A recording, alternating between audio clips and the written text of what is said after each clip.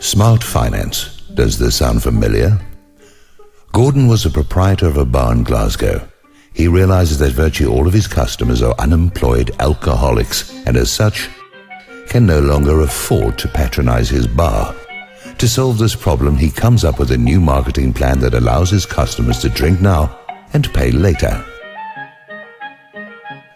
Gordon keeps track of the drinks consumed on a ledger, thereby granting the customers loans.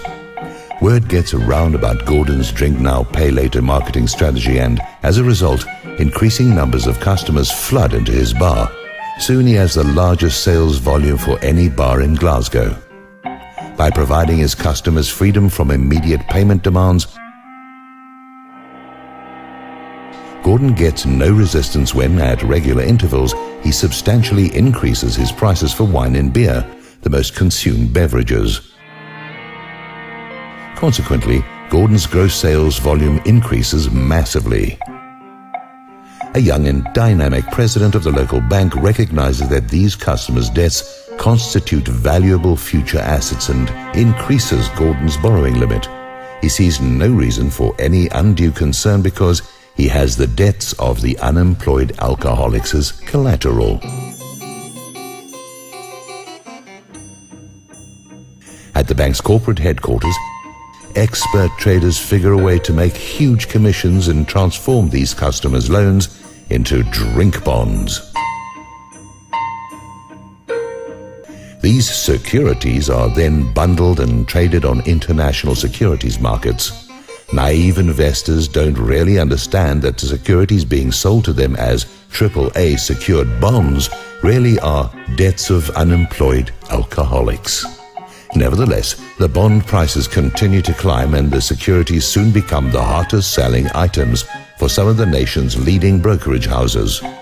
One day, even though the bond prices are still climbing, a risk manager at the original local bank decides that the time has come to demand payment on the debts incurred by the drinkers at Gordon's bar. He so informs Gordon. Gordon then demands payment from his alcoholic patrons, but being unemployed alcoholics, they cannot pay back their drinking debts.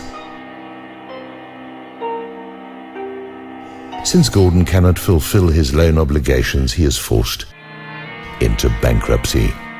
The bar closes and Gordon's 11 employees lose their jobs. Overnight, drink bond prices drop by 90%.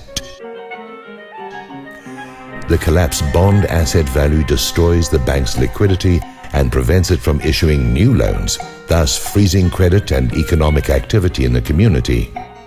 The suppliers of Gordon's bar had granted him generous payment extensions and had invested their firm's pension funds in the bond securities.